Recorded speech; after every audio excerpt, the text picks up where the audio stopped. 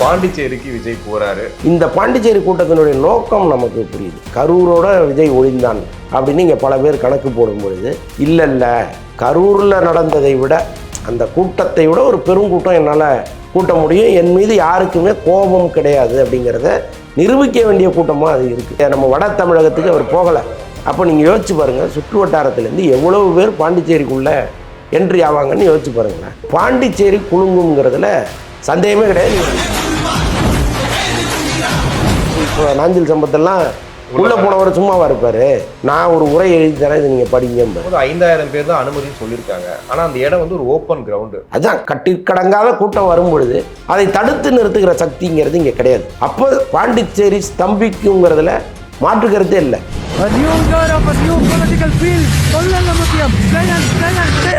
இப்போ வந்து காங்கிரஸ் கூட தாவேக்கா ஏதோ ஒரு கூட்டணிக்கு பேச்சுவார்த்தை போயிட்டு இருக்கு. இன்னைக்கு நீங்க முடிச்சு போட்டு பாத்தீங்கன்னா ஒருவேளை இருக்குமோங்கிற எண்ணம் வருது. கிட்டத்தட்ட காங்கிரஸ் வந்து தாவேக்காவை நோக்கி நெருங்கி வருதுங்கிற மாதிரி தான் தோணுது. அதுக்குள்ள தேசிய கட்சி வரைக்கும் கூட்டணி வர அளவுக்கு அந்த அளவுக்கு தாவேக்கா முன்னாடி போய் மக்கள் செல்வாக்கு தானேங்க. இப்போ அவங்க இந்தியா முழுக்க பார்க்குறாங்க. குறிப்பாக அந்த கரூர் சம்பவம் வந்து இந்தியா முழுக்க விஜயை பேச வச்சிருச்சு. அப்போ என்ன தோணும் காங்கிரஸுக்கு? என்ன இப்போ சவுத் இந்தியாவில் அவங்க வந்து இப்போ கேரளாவிலாம் ரொம்ப முக்கியமான ஒரு கட்சியாக இருக்காங்க. அப்போ தமிழ்நாட்டில் வந்து ஒரு ஆட்சியில் பங்கு அப்படிங்கிற ஒரு விஷயத்தை தாவேக்கா முன்னெடுக்கும் பொழுது ஏன் நம்ம போய் சேர்ந்தா என்ன? உலகெங்கும் வாழும் தமிழ் நெஞ்சங்களுக்கு கிறிஸ்டியின் அன்பு வணக்கம். நம்மோடு சினிமா விமர்சகர் வலைப்பேச்சு அந்தரன் நினைஞ்சிருக்காரு. வணக்கம் சார். வணக்கம் கிறிஸ்டி. இப்போ பாண்டிச்சேரிக்கு விஜய் போறாரு. அவங்க வந்து ரோட் ஷோ கேட்டாங்க. ரோட் ஷோ கொடுக்க முடியாது, நீங்க வந்து பொதுக்கூட்டமாக பண்ணிக்கவும் சொல்றாங்க. 5000 பேருக்கு அனுமதி சொல்லிட்டாங்க. இப்போ அங்க இருக்கக்கூடிய முதல்வர் வந்து இவர்களோட கூட்டணி வைக்கிறதாவும் பேசு பொருள் இருக்கு. என்ன பேச போறாரு விஜய்? எப்படி இருக்க போது பாண்டிச்சேரி பொதுக்கூட்டம்? விஜய் என்ன பேச போறாருன்னு நமக்கு தெரியல. ஆனால் இந்த பாண்டிச்சேரி கூட்டத்தினுடைய நோக்கம் நமக்கு புரியுது. என்னன்னா, இப்போ கரூர் சம்பவத்திற்கு பிறகு ஒரு வெளியரங்கத்தில் கூட்டம்ங்கிறது இல்லை, உள்ளரங்க கூட்டம் தான் ஒன்று நடத்தியிருக்காரு. இப்போ வெளியில் வந்து ஓப்பன் கிரவுண்டில் ஒரு மீட்டிங்கிறது இல்லை. என்ன நடக்கும் அப்படின்னா, அவர் மனசில் ஒன்று இருக்கும்ல, கரூரோட விஜய் ஒளிந்தான் அப்படின்னு இங்கே பல பேர் கணக்கு போடும் பொழுது இல்லை கரூரில் நடந்ததை விட அந்த கூட்டத்தை விட ஒரு பெருங்கூட்டம் என்னால் கூட்ட முடியும், என் மீது யாருக்குமே கோபம் கிடையாது அப்படிங்கிறத நிரூபிக்க வேண்டிய கூட்டமாக அது இருக்குது. ஓகே. அப்போ பாண்டிச்சேரி குலுங்குங்கிறதுல சந்தேகமே கிடையாது. நீங்கள் நல்லா யோசிச்சு பாருங்கள். இது வரைக்கும் வந்து விஜய் ட்ராவல் பண்ணது இந்த பகுதியில். நம்ம வட தமிழகத்துக்கு அவர் போகலை. இப்போ தான் ஃபஸ்ட் டைம் போகிறாரு. அப்போ நீங்கள் யோசிச்சு பாருங்கள், சுற்று வட்டாரத்துலேருந்து எவ்வளவு பேர் பாண்டிச்சேரிக்குள்ளே என்ட்ரி ஆவாங்கன்னு யோசிச்சு பாருங்களேன். அப்போ பாண்டிச்சேரி ஸ்தம்பிக்குங்கிறதுல மாற்று கருத்தே இல்லை. அந்த கூட்டத்தை பார்த்து அவர் என்னெல்லாம் பேச போகிறாருங்கிறது கட்டாயமாக இன்னும் கூட கொஞ்சம் புதுமையாக இருக்கலாம். ஏன்னா இப்போ நாஞ்சில் சம்பத்தெல்லாம் உள்ளே போனவர் சும்மாவா இருப்பார்? நான் ஒரு உரை எழுதி தரேன், இது நீங்கள் படிங்கம்பார் இல்லையா? இப்போ ஏற்கனவே அவருக்கு யார் வந்து ஸ்பீச் எழுதி கொடுத்தாங்க, அல்லது அவர் வந்து ஒரு இன்புட் சொல்லுவார்ல, இந்த ஸ்பீச்சில் இதெல்லாம் இருக்கும்னு அவர் சொல்லியிருப்பார். ஸோ இதையெல்லாம் வைத்து ஒரு ஸ்பீச்சை ரெடி பண்ணி கொடுத்துருப்பாங்க. இப்போ நாஞ்சில் சம்பத்து உள்ளே போன பிறகு அவருக்கு ஒரு கடமை ஒன்று இருக்குது. இன்னொன்று, அவர் வந்து நான்லாம் உங்களை இவர் மூலமாக தான் சந்திக்கணும், இவர் மூலமாக தான் பேசணுங்கிற தடையெல்லாம் எனக்கு இருக்கக்கூடாதுன்னு சொல்லி தான் போயிருக்காரு. ஓகே. அப்போ அவர் நினைத்த நேரத்தில் விஜயை தொடர்பு கொள்கிற அளவுக்கு தான் அவரை பக்கத்தில் வச்சுருக்காங்க. அப்போ அவர் ஒரு ஸ்பீச் ஒன்று ரெடி பண்ணி இதை நீங்கள் பேசுங்கன்னா எப்படி இருக்கும் யோசிச்சு பாருங்கள். கண்டிப்பாக. ஸோ அப்போ அதில் வந்து அவர் ஸ்பீச்சிலேயே ஒரு மாற்றம் வருவதற்கான வாய்ப்புகள்லாம் இருக்குது. ஓகே. இப்போ அவர் எப்படி பார்த்தாலுமே ஒரு ஊருக்கு போகிறாருன்னா ஃபஸ்ட்டு அந்த ஹோட்டல் ரூமை வந்துட்டு எல்லாரும் போய் ஆக்குபை பண்ணிடுறாங்க. அதுக்கப்புறம் அவர் அந்த மேடைக்கு வர்ற இடத்த அப்படி பார்க்கும்போது 5000 பேர் தான் அனுமதின்னு சொல்லியிருக்காங்க. ஆனால் அந்த இடம் வந்து ஒரு ஓப்பன் கிரவுண்டு, மேக்ஸிமம் உள்ளே வர்றதுக்கான வாய்ப்புகள் இருக்குது. ஒரு மூடிய அரங்காக இருந்தாலுமே நீங்கள் சொல்கிற மாதிரி விழுப்புரம் பக்கத்தில் இருக்குது, கடலூர் இருக்குது, எல்லா சைட்லேருந்தும் பீப்புள் வரும்போது ஒரு பெரிய மாஸ் க்ரௌடை பார்க்க முடியுமா? கட்டாயமாக இருக்குங்க. இப்போ நீங்கள் 5000 பேர் தான் வரணும்னா மேற்கொண்டு 10 பேர் வந்தால் வெளியில் நிறுத்திடுவாங்களா என்ன? அது முடியாது இல்லை. அதுதான் கட்டிக்கடங்காத கூட்டம் வரும் பொழுது அதை தடுத்து நிறுத்துகிற சக்திங்கிறது இங்கே கிடையாது. அப்போ என்ன பண்ணுவாங்கன்னா விட்டுருவாங்க, வா இடிச்சிக்காமல் நில்லு, நெரிசல் இல்லாமல் நின்றுவோம்.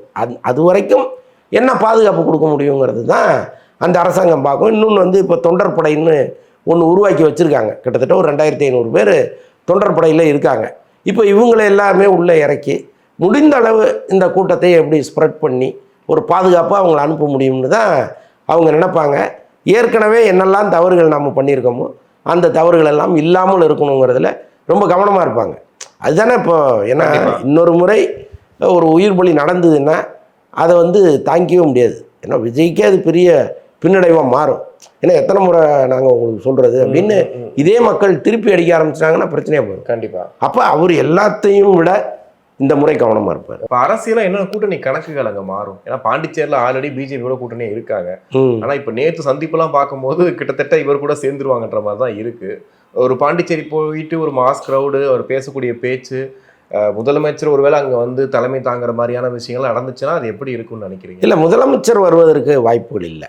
அவர் வந்து வேற ஒரு கட்சியோட கூட்டணியில் இருக்கும்பொழுது எப்படி அங்கே வர முடியும்? ஸோ அதனால் அதற்கு வாய்ப்பு இல்லை. பட் கூட்டணிகள் மாறுவதற்கு நிறைய வாய்ப்பு, அதுக்கான வாய்ப்பு இருக்கு. இப்போ வந்து காங்கிரஸ் கூட தாவேக்கா ஏதோ ஒரு கூட்டணிக்கு பேச்சுவார்த்தை போயிட்டு இருக்கு. ஒரு முக்கிய பொறுப்பாளர் வந்து பேசிட்டு போனாரு, ராகுலோட நெருக்கமாக இருக்கவர்னு சொல்றாங்க. ஆரம்பத்திலேருந்தே காங்கிரஸுக்கும் விஜய் அவர்களுக்கும் ஒரு தொடர்பு இருந்துகிட்டே இருக்குன்றதை பார்க்குறோம். அந்த அறிவிப்பு எதுவும் வெளியாக போகுதா? ஏன்னா அடுத்த கட்டமாக, ஏன்னா அந்த பக்கமும் தொகுதி கேட்டுட்டு இருக்காங்க, இந்த பக்கம் ஒரு 62 தொகுதி கிட்ட பேசுறதாவும் பேசிட்டு இருக்காங்க. ஆனால் அவ்வளோ தொகுதி கொடுக்க முடியுமான்னு தெரியல. என்ன நடக்க போகுது? இல்லை, அதை நோக்கி நகர்றாங்க. ஆக்சுவலாக வந்து விஜயதாரணி ஒரு முறை சொன்னாங்க, அவங்க காங்கிரஸ் எம்எல்ஏ, அதுக்கப்புறம் பிஜேபிக்கு போயிட்டாங்க, இப்போ பொறுப்பு ஒன்றும் கொடுக்கல அவங்களுக்கு. அவங்க ஒரு முறை சொல்லும் பொழுது விஜய் கட்சி ஆரம்பித்ததே ராகுல் சொல்லி தான் அப்படின்னு அவங்க சொன்னாங்க. அன்னைக்கு வந்து அது பல பேர் காதில் வாங்கிட்டு போயிட்டாங்க, ஏதோ ஒருத்தர் என்னமோ சொல்கிறாங்க அப்படின்ட்டு. இன்றைக்கி நீங்கள் முடிச்சு போட்டு பார்த்தீங்கன்னா ஒருவேளை இருக்குமோங்கிற எண்ணம் வருது. ஏற்கனவே அண்ணா ஹசாரேவெல்லாம் விஜய் போய் பார்க்கும் பொழுது அப்போவே அவர் வந்து காங்கிரஸ் மீது ஒரு பெரிய நம்பிக்கை வச்சுருந்தார். அவர் நடிகராக இருக்கிற காலத்துலேருந்து அதையெல்லாம் அவர் வெளிப்படுத்தியிருக்கிறார். அந்த தொடர்பு இன்னமும் இருக்குமோங்கிற சந்தேகங்கள் எல்லாம் இருக்குது. ஆனாலும் ஒரு 40 எம்பிக்கள் திமுகவில் இருக்காங்க. அவங்களுடைய உதவி கட்டாயமாக ராகுலுக்கு தேவை. இப்போ பார்லிமெண்ட்டில் ஒரு அரசியல் பண்ணணும், அரசாங்கத்தை முடக்கணும் அப்படின்னா, பார்லிமெண்ட்டை முடக்கணும் அப்படின்னா கட்டாயமாக அந்த எம்பிகளுடைய உதவி தேவைப்படும். அப்போ அவ்வளோ சீக்கிரம் எப்படி அந்த முடிவை எடுப்பாருங்கிற மாதிரிலாம் எனக்கும் பெரிய சந்தேகம் இருந்துச்சு. ஆனால் இப்போ அண்மை காலமாக வருகிற தகவலெல்லாம் கேள்விப்படும் பொழுது கிட்டத்தட்ட காங்கிரஸ் வந்து தாவேக்காவை நோக்கி நெருங்கி வருதுங்கிற மாதிரி தான் தோணுது.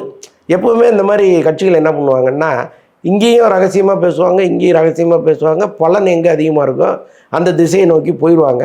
கிட்டத்தட்ட அப்படி ஒரு ட்ராமா இங்கே நடந்துட்டு இருக்கிறதா தான் நான் அண்மை காலமாக பார்க்க வேண்டியதாக இருக்குது. ஓகே. ஆனால் தாவேக்கா ஆரம்பித்து ஒரு 2 வருஷம் 3வது வருஷம் இப்போ தான் வரப்போகுது. ஆனால் அதுக்குள்ளே தேசிய கட்சி வரைக்கும் கூட்டணி வர அளவுக்கு அந்த அளவுக்கு தாவேக்கா முன்னாடி போய் மக்கள் செல்வாக்கு தானேங்க. இப்போ அவங்க இந்தியா முழுக்க பார்க்குறாங்க. குறிப்பாக அந்த கரூர் சம்பவம் வந்து இந்தியா முழுக்க விஜயை பேச வச்சிடுச்சு. எப்படி சனாதானம் குறித்து உதயநிதி பேசின பிறகு இந்தியா முழுக்க அறியப்பட்ட ஒரு தலைவராக அவர் மாறினாரோ, அந்த மாதிரி நார்த்துலேயும் வந்து யார் அந்த விஜய்னு கேட்குற அளவுக்கு அந்த சம்பவம் மாற்றுச்சு. அப்போ அந்த கூட்டத்தெல்லாம் அவங்க பார்க்குறாங்க, என்னடா ஒரு நடிகனுக்கு இவ்வளோ பெரிய கூட்டம் திரளுது, அப்போ இந்த கூட்டமெல்லாம் ஓட்டாக மாறுச்சுன்னா என்ன ஆகும், தமிழகத்தில் ஒரு பெரிய புரட்சி நடக்குமா, தமிழகத்தில் ஒரு புதிய கட்சி ஆட்சி அமைக்குமா அப்படிங்கிற அளவுக்கு அவங்க நார்த்தில் பேசுகிறாங்க.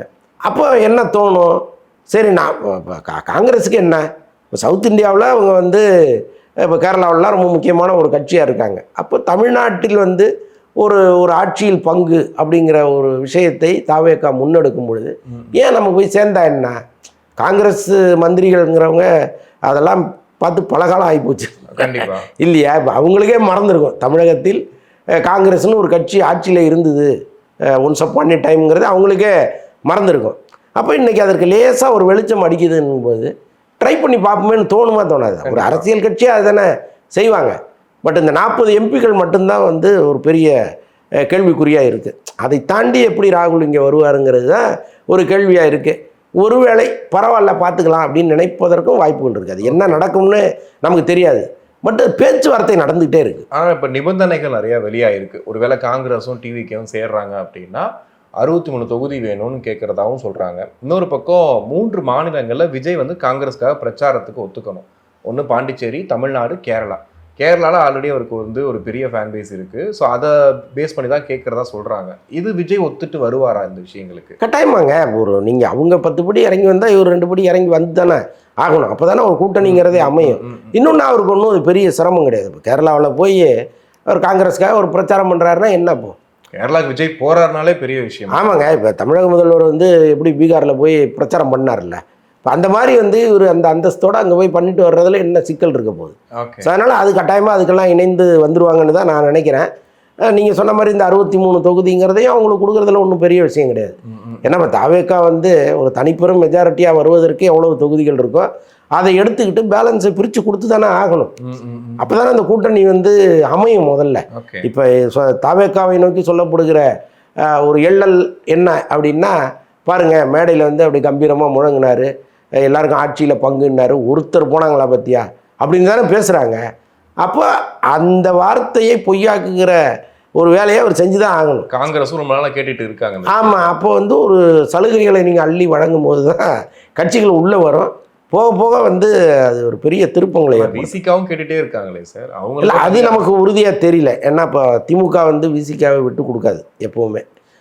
இந்த முறை வந்து இப்போ பிஎம்கே உள்ளே வந்ததுன்னா தாவேக்கா ஆட்டோமேட்டிக்காக வெளியில் போகணும். பிஎம்கேவே வந்து உள்ளே வருவதற்கான சூழ்நிலை இல்லை. அவங்க வந்து பிஜேபி கூட்டணிக்கு போவதற்கான வாய்ப்புகள் தான் இருக்குது. அது அன்புமணி தலைமை வந்து கட்டாயமாக அதை தான் விரும்ப போகுது. பாமக நிறுவனர் இங்கே உள்ளே வர்றது சொற்ப சீட்டுகள் தான் கொடுப்பாங்க.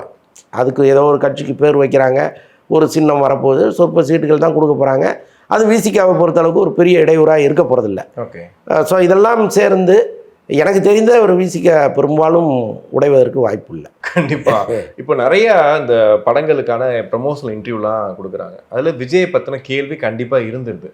எல்லாருமே தவிர்த்துக்கிட்டு தான் போகிறாங்க. அந்த கேள்வியே ஒன்று கேட்காதீங்கன்னு சொல்லிடுறாங்க. இப்போ நான் போகிற சில இன்டர்வியூஸில் என்னென்னா, விஜய் அவர்கள் இப்போ கடைசி படம் நடிக்கிறாரு, உங்களுடைய மூத்த நடிகர், அவர் வந்து வெளியே போகிறாரு, எப்படி பார்க்குறீங்கன்னு கேட்டால் கூட அந்த கொஸ்டின் வேண்டாமே அப்படின்ட்டு ஒரு சின்ன பயம் இருக்குது. என்ன பயம் அது? அதுதாங்க, இப்போது விஜய்க்கு ஆதரவாக நீங்கள் பேசுனீங்கன்னா ஆளுங்கட்சியை பகச்சிக்கிற மாதிரி சூழ்நிலை இருக்கும். இப்போ ஆளுங்கட்சியில் சினிமாவோடு தொடர்பு இல்லாமல் இருக்காங்களான்னா கட்டாயமாக தொடர்புல இருக்காங்க. இப்போ ரெட் ஜெயின் நிறுவனம் இங்கே மிகப்பெரிய ஆதிக்கம் செலுத்திக்கிட்டு இருக்குது. இப்போ இந்த நிறுவனத்தை பகச்சிக்கணும்னு எந்த நடிகரும் விரும்ப மாட்டார். அது இயல்பான ஒன்று, அது நம்ம தவறுன்னு நம்ம சொல்ல முடியாது. ஒருவேளை இப்போ இந்த தேர்தலில் விஜய் ஜெயிச்சிருவாருங்கிற ஒரு நம்பிக்கை வந்துருச்சுன்னு வைங்களேன், கட்டாயமாக பேசுவாங்க. ஆனால் இந்த தேர்தலை நீங்கள் அப்படி சொல்லவே முடியாது. யார் ஜெயிப்பாங்கன்னு தெரியவே இல்லை இந்த நிமிஷம் வரைக்கும். நாளைக்கு களம் மாறலாம். ஒரு உறுதியான பார்வை கூட எல்லாருக்கும் வருவதற்கு வாய்ப்பு வரும்போது திமுக ஜெயிக்கும், அல்லது தாவேகா ஜெயிக்கும், அல்லது அதிமுக கூட்டணி ஜெயிக்கும்னு ஏதோ ஒன்று சொல்வதற்கான வாய்ப்பு எதிர்காலத்தில் வரலாம். இன்னொரு 2 மாதத்தில் கூட ஏற்படலாம். ஆனால் இப்போ ஏற்பட்டிருக்கான்னா இல்லை. இப்போ இந்த குழப்பமான மனநிலையில் நாம் ஒரு கருத்து சொல்லி அந்த கருத்து வந்து நமக்கே பேக்ஃபயர் ஆகிடக்கூடாதுன்னு நினைக்கிறது சகஜம் தானே. சினிமாக்காரர்கள் எப்போவுமே யார் தொழிலாவது கிடைக்காதான்னு நினைக்கிற ஒரு கூட்டம் இது. இங்கே வந்து அந்த தோல்லையே நீங்கள் மிளகா அப்படி தடவி நீ ஏறி உட்காந்துங்கன்னா நடக்கிற கதையாது. கண்டிப்பாக கண்டிப்பாக சார். நிறைய விஷயங்கள் பேசணும். நன்றி.